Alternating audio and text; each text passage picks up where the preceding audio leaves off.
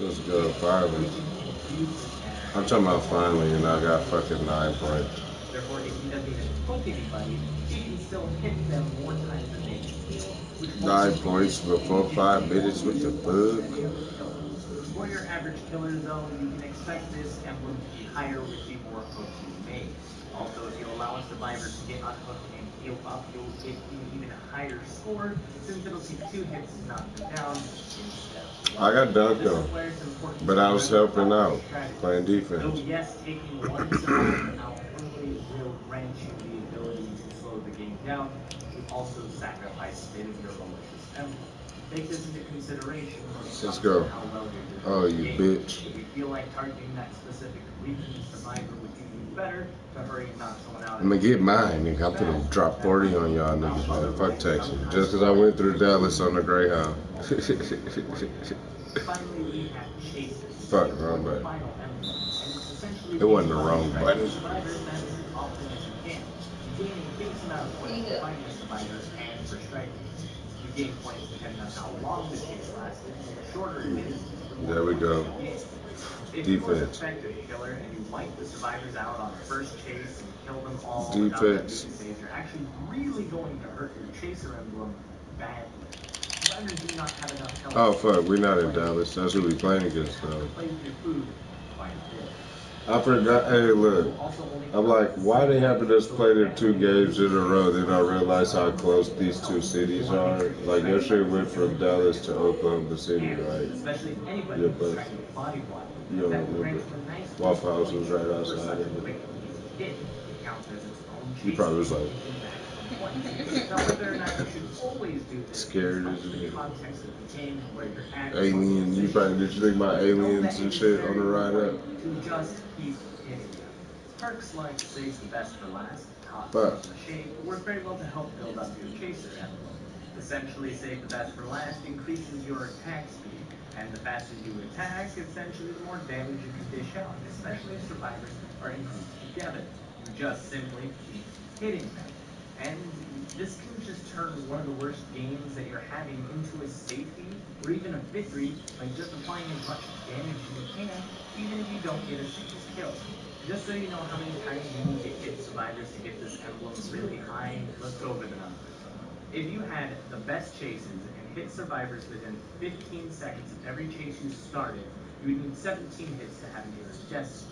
In a worst case scenario for that iridescent, it would take 28 hits with the worst chasers. Without playing with your food at all and hooking a survivor every time you hit them twice, granted they are saving each other every time possible, the survivors have a total of 24 health states to lose. And if that was in the worst case scenario, you couldn't even get iridescent chasers. So making sure that your chases are short and hitting people as much as possible, Let's either get it. land Let's or go. on the ground, as long as you just keep hitting them, Mm-mm-mm. you can really build this up and it can make a big difference. This emblem is really stacked against you in terms of being an effective killer, so taking the time to apply damage to several survivors can really help out. This pairs well with Gatekeeper, as spreading damage can keep survivors off generators Let's longer, go. but of course playing with your food can be a bit dangerous as they may escape without you killing any of them. And if they still get the generators done too fast, you could be in a bit of trouble. But making sure you dish out as much damage as possible is never a bad idea. So normally this is where I would begin covering things to help you hit survivors more often. However, I finished the guide once and I actually took this whole book apart apart. The game is more about experience and knowing when to do all the tips I could give you. The tips I would give you are all context to very specific scenarios that happen way too often. So instead of being able to actually tell you what to do during every scenario, I'm Take instead that going to lead give you back, some general advice here, nigga. and then somewhere down the line, if you want any more in-depth advice in terms of like specific chases and what to do with pallets, then we can make a specific video for that because that video itself will likely be as long, if not longer, than this entire guide. Loops are a survivor's best friend, and they will do anything they can to simply extend a chase. How you go about this is completely up to the context of this Oh game. wow. Majority of Oh the time, it's wow. a good idea to test survivors off by trying to predict where they're going and try to beat them there by taking an alternative path.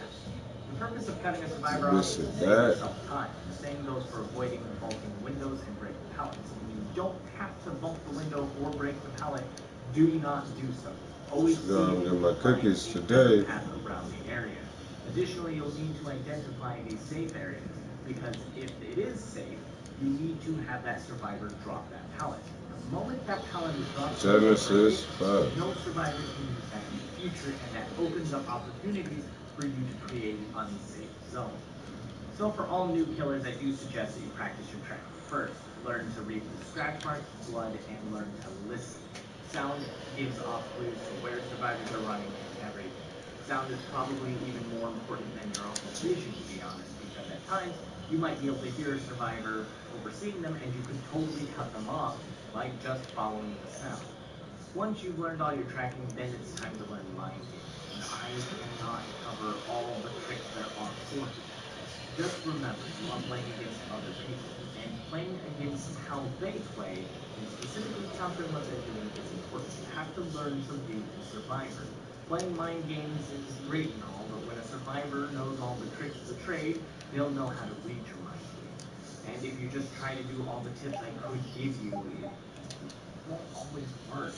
So therefore, I just suggest that Oh, you give me learn your that. Give me tracking so that. that you do not lose survivors. When you're comfortable with that, move on to the mind game. Look up more information on how to Mm. play mind games. Using moonwalking to hide your red stain, specific builds to disguise your terror radius, understand the distance of your terror radius. There's a lot of small things that make a very simple game of Dead by Daylight a lot more complicated. But these complicated things don't have to be known to be decent at what you do. You can still do everything just fine. I can't provide any simple tricks because every killer could have their own tricks, and some tricks don't even work out I'll be crawling with screen. You don't necessarily But want they can't see me, so when they be trying to run and shit, I just crawl under some shit. They don't know where I'm at, then I pop out. Use traps mid-chase to cut off certain moves. Every killer has a unique way of playing, and it comes with the experience of learning it. Therefore, I can't really give you Somebody's mom having strokes and shit. tips other than this one. All killers outside of their power have these basic. Oh, what that dope is? Is that dope to you? That showed me, I'll be like, I just be, play the game. And what survivors And do is I, they'll try to spin in great. circles, it's called a 360, or they'll run off in a different direction if you're trying to lunge at them. And you sometimes, especially on console, can't adjust yourself to match it when you're lunging. So I'm about to take a shower. You have to understand what the difference between the two attacks are. A lunge attack is a miss, and that's because it's an attack that increases your movement speed for a period of time in one. Watch your butt. But just pressing the attack button will cause you to instantly swing. How this works is it checks for anything in front of you and attacks successfully as long as they're in it by the time you press the button. Therefore, if It a was survivor sweating is today. trying to quickly I wiped it, I was like, ooh, shit. Is that corn? Even if they try Would to I have any corn? it will guarantee to hit you. When it comes to Chaser, it's all about landing attacks. Like Tic Tacs. The survivors of blocking ninjas survivor then at times absolutely learn to block targets and hit the blocking survivors. For every hit you bring yourself, you get a higher Chaser value. So let's review the perks in order of least important to important. First, you have the Gatekeeper, which is your least important envelope. It's one you really can't control, so don't worry too much about it. If you do well in Gatekeeper, fantastic. There's nothing wrong with that. However, survivors will dictate whether you keep this envelope or not. Therefore, we're going to look at the two more important ones, devout and malicious. Essentially, getting kills and hooking survivors will grant you majority of your wins. Doing well in both these categories is just based on how well you're doing in the game. The more hooks you had, essentially, the more You don't think I'm finna stand in front of that nigga? I'm talking but about the if your game. devout's not working out for you, or something not going your way, the most important envelope is your chaser. Where he at though? Where he at This though? will grant you the most points. If you're looking for wins, this is the one that you can absolutely I'm trying to figure out where he at though. someone the more you play in terms of just striking people, it's just a good idea. If you see two survivors together, if you go to pick one up and someone's around trying to save them, trying to hit that other survivor is absolutely worth it. Like you let one just stay on the ground for a little bit. Even if they heal it back up, Chaser does not lose points, except for this one part.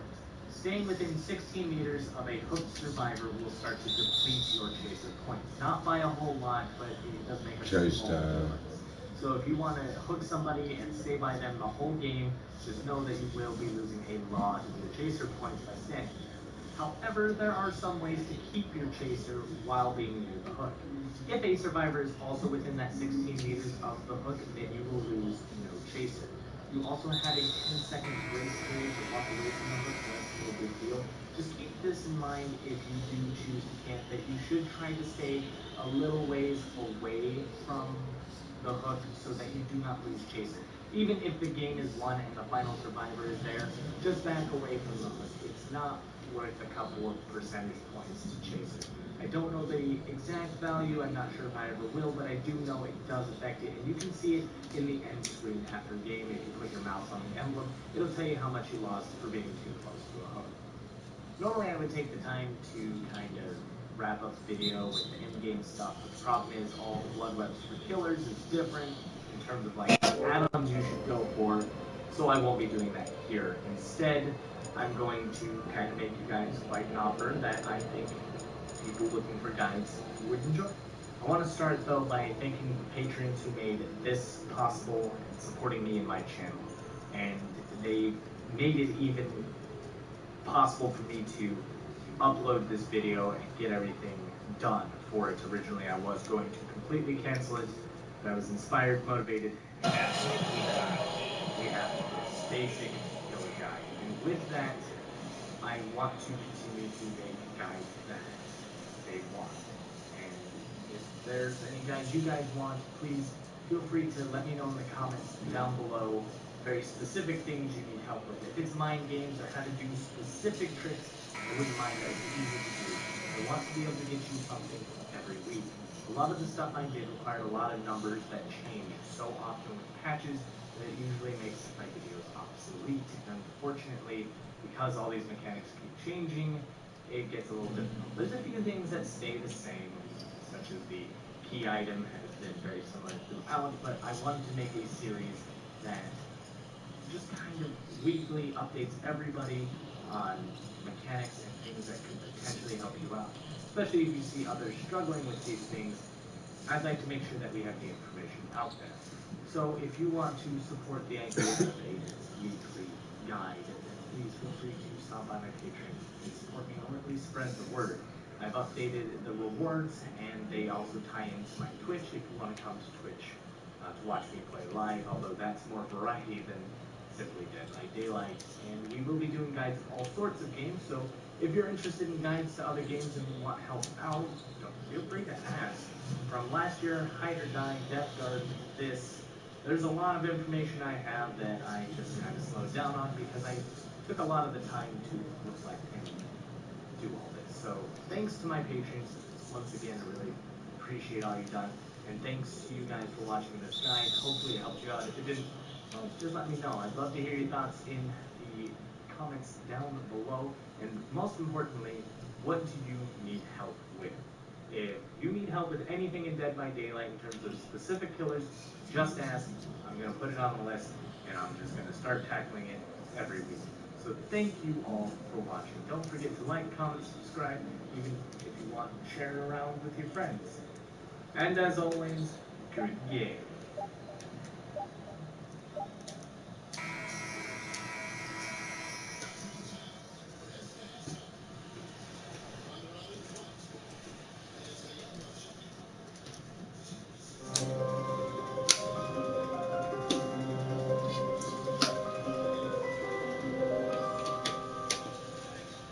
Hello everybody, and welcome to the Survivor Guide for Dead by Daylight. In this video we'll be covering everything there is to know in order to progress as a survivor in an effortless manner.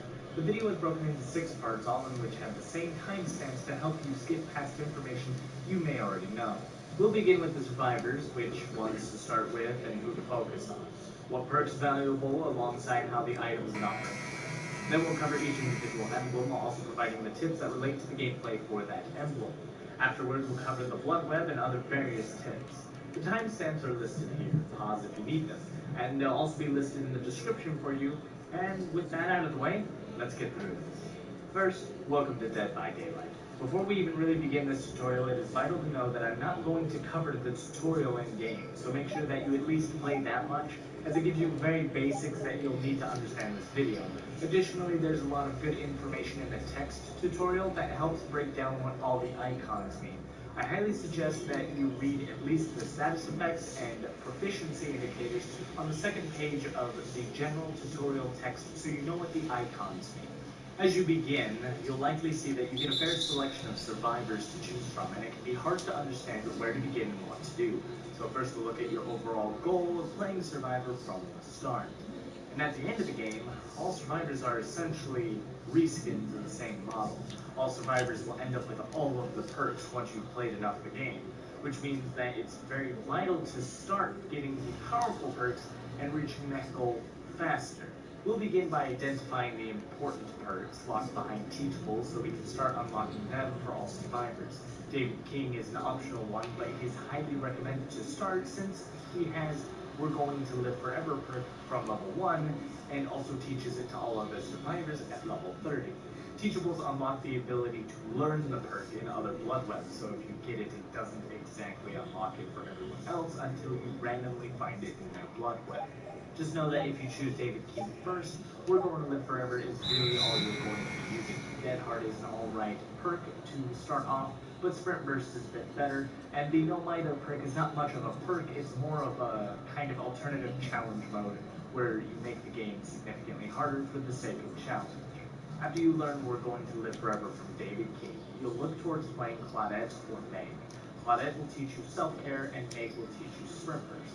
They both teach you very valuable perks either way, so if you want to get all of their teachables, that's perfectly fine. But Sprint Burst and Self-Care will be the two you're really going for, as those create the base set for almost any build you want to make and gives you the most survivability you'll have. With these three suggested perks, you're essentially set on any survivor that learns all three. The strategy here is to play David King with We're Going to Live Forever. Every save from the hook you make, or protecting an ally by taking a hit for an injured ally, will give you a token which boosts your endgame blood points. Essentially, the more tokens you have, the more points you get at the end of the game. It doesn't affect mid-game, just your total at the end. Once you're done with that, you keep playing David King to build up blood points and pour them either into him to learn the We're Going to Live Forever, or put it into Claudette or Meg, whichever you choose, and get self-care and Ripper.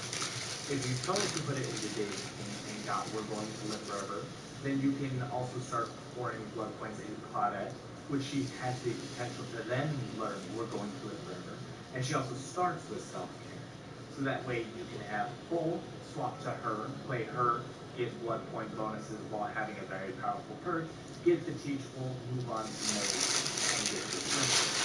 Once you have sprint burst, self-care, and We're Going to Live Forever, you're really free to do whatever else you want. There are several perks that can help adjust to your playstyle that may even replace Sprint Burst. For example, there is Balanced Landing, Life, and Dead Heart, all in which are exhaustion perks like Sprint Burst that give you boosts of some sort, but do it in a different kind of manner with different restrictions.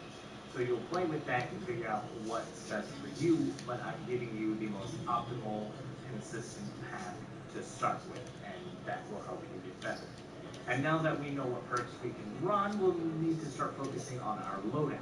Likely on our first game we won't have any items, but once you got a few games in and start leveling up, you'll be building up your inventory. The items you get here will be medkits, toolboxes, maps, flashlights, and keys. There are some special items from events, but you can explore those on your own as they are typically special and you may not have those now. Medkits are like self-care and allow you to heal yourself or heal an ally faster. Toolboxes are like the perk Saboteur that allow you to temporarily break hooks and traps. Toolboxes are also capable of repairing generators faster. Maps are used to gain blood points. When you come across an objective, it adds it to the map, which gives you blood points. You can put add-ons to change what type of things it can track so that when you pass those objects, you also get blood points for those. By actually using the map, everything you've tracked becomes highlighted as you read the map. Maps are a bit complicated, but just know that they really just grant blood points for just holding the map. There's no special button you have to press, just get near the objects and it'll tell you you've tracked them and give you a score for it. Flashlights are used to blind the killer. You gain bonus points for doing so. And keys are typically used to open the hatch and have an additional effect only when add-ons are attached. So if you've got a broken key, they do not open the hatch, but they do provide you a bonus effect for having add-ons on it. Otherwise, a completely useless item. Now you can also get offerings out of your blood web, which alters the game rules slightly. You can change the map you play on, spawn locations, reduce hook amounts, increase or decrease how much mist there is, or just gain additional blood points. Map offerings are great once you understand all the maps, but you can focus on the blood point offerings instead, and you'll be better at the start, since later down the line, you'll likely find maps that you like, and will have gained the blood points needed due to the offerings you picked up. White Ward is a special offering that protects your item from being dropped when you die, essentially bringing it back to your inventory. But the keynote to this is that the item has to be in your hand and you die. Stop White Ward does Stop not the protect camera, you. please. But if it is, you do get to die, keep your item. Normally, items will drop upon your death, so you don't have to lose them. So now we're going to jump into the game and the 4 emblems that dictate whether you win or lose. This game is not particularly about survival, it's more or less how well you accomplish the tasks at hand and how many emblems you score by the end of the match. Lightbringer is the first emblem. This is an emblem earned through working on generators and destroying hex codes, typically tied to your objective score. While you complete a generator, you get 1 point per 1% of the generator complete. And while working on generators with other survivors, the points will actually be split 50-50. Essentially, as long as you complete a full generator by yourself, you're pretty much set with this emblem, and you're safe to focus on the other ones. So just either work on 2 separate generators together with somebody, or one complete one on your own, and you're good to go. A lot of players may find that generators put themselves in a rough situation, as killers come to check generators right at the beginning of the game, which can sometimes lead to a quick and early death. Maybe a killer even sits in front of your face once they've downed you in an attempt to protect you from those pesky allies trying to save you. To avoid this, you can always try and stay low at the beginning and wait to spot the killer, or see if another ally caught the eye of the killer. Then you can proceed to safely work on a generator while the killer's attention is taken. Ways you can notice if the killer is nearby is typically there's a heartbeat. The louder the heartbeat, the closer the killer is. Typically this is 32 meters, but each killer has their own distance sometimes, along with their own movement speed. It's very important to know your enemies, but that's something you'll have to learn in another guide. If you're having trouble finding a generator, there's nothing to worry about. Generators have subtle hints to let you know they're nearby. If you're out in the open in most of the maps, look to the sky. You'll easily see some flashing bulbs of incomplete generators if they're in the area. If you're in a neighborhood with tons of homes, there's no problem there either. Homes come with lights that'll be flickering to let you know they're there. They'll actually be solid if no generator is there or the generator is already complete. Playing on a map like the game and getting meat plants, it does suck, but there's also a solution to that. Every generator there is tied to a closed door. Therefore, if you see a closed door which creates a full wall, consider checking both sides of that wall. You will find a generator. Before working on generators, it's important to note that there are 2 distinct types. You have your safe generators and unsafe generators. The safe generators will typically have a couple of windows with pallets near them, while the unsafe generators are out in the open with hardly any cover and no pallets or windows. It's important to start to learn to identify what these generators typically look like, as they are of course the same look in generators, but it's very easy to tell the area once you get used to the kind of patterns they spawn in. As crazy as it sounds, you want to work on unsafe generators first. The idea is to limit the risk of the killer finding you while you're in the open for punishment. And of course, it sounds crazy to do the unsafe one first, but it is less likely that you'll be found with more generators at the start than it would be for him only having 3 generators to control. Therefore, you want to make sure that your final generators are all safe so that you have somewhere to run to at the end game, as you'll likely already be injured or friends have already been hooked, and your health will be pretty limited at that time. Also, pay attention to where generators are being completed. Generators don't all spawn together, they are usually all around the map, but if you see one side of the map being constantly completed, you're going to end up cornering yourself with the killer, as he only has to control the last 3. Be wary and make sure that you're getting generators on both sides of the map, so you have 2 generators at least across the map from each other when you only have the final 3. Hex Ruin is a perk given to killers that they have to learn off the hag, so it's not too common at the lower ranks, but once they start to level up and you start to get a higher rank, it's going to be a very common thing for you to learn to overcome. And a lot of people are going to suggest that you learn to do what's called gen tapping, which I highly suggest you avoid doing. Instead, you should learn to overcome Hex Ruin the good old-fashioned way. So first, Hex Ruin is a perk that turns your skill checks red, and every time you hit a good skill check, it essentially regresses the progress of your generator. In order to avoid this, you also take a great skill check. It does not reveal the location of where you're at when you hit a good skill check, it just regresses the generator. In order to not waste time, do not gen tap, but instead follow this simple tip. Just work on the generators as normal. Skill checks are completely random. You can get a hell of a lot of them at once, and you can get none of them at all if you're lucky enough. Of course, that alters how fast you do this. On average, you'll actually still do it faster than gen tapping, especially if you can hit any great skill checks. This is probably one of the most rewarding things is just working on the generator as you practice the much needed skill of hitting good skill checks. It just takes a little bit of timing, and with enough practice, you'll be hitting those non-stop. Then, as you learn to hit great skill checks, if the killer doesn't have ruin, hitting a great skill check boosts the speed in which you do a generator normally, so that works in your favor. Do not freak out when you see this. Do not run around and look for the hex totem immediately.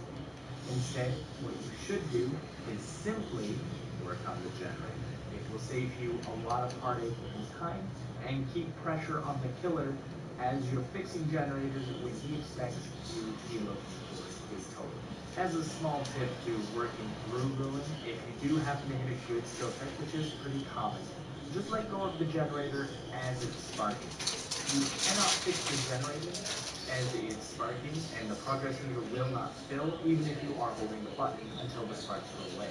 Once they do, it'll proceed to move. However, you can get a skill check while you're waiting.